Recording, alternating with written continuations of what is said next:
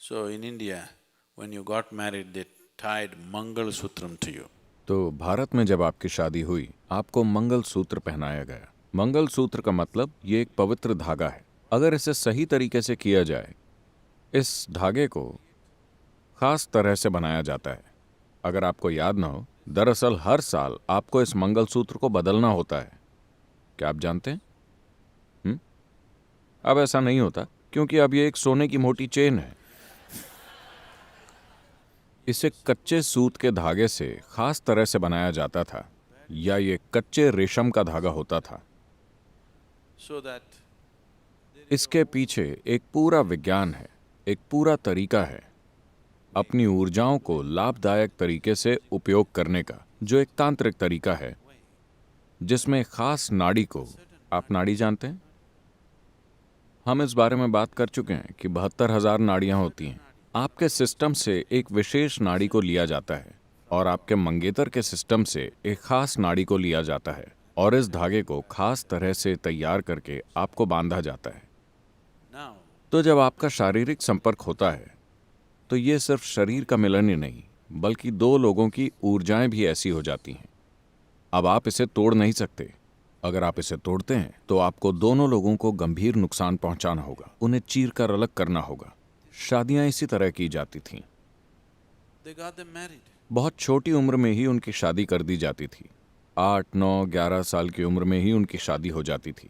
लेकिन उन्हें आपस में इस तरह से बांधा जाता था कि उन्हें कहीं और देखने का कभी ख्याल भी नहीं आता था।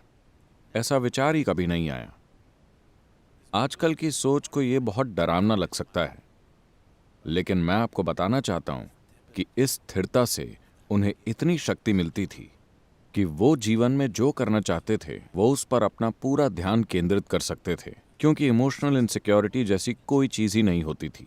भारत में ये नई चीज है।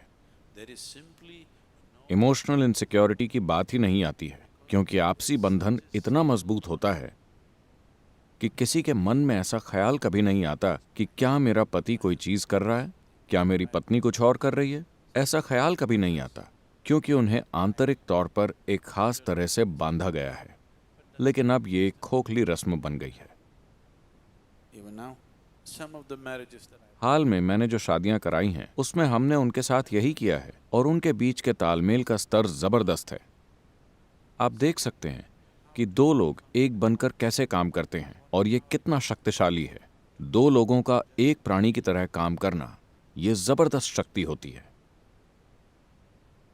so तो कहीं ना कहीं हमें लगा कि दो टांगें इतनी स्थिर नहीं होती, 4 टांगें हमेशा ज्यादा स्थिर होती हैं। तो हमने इन दो टांगों को एक साथ बांध दिया।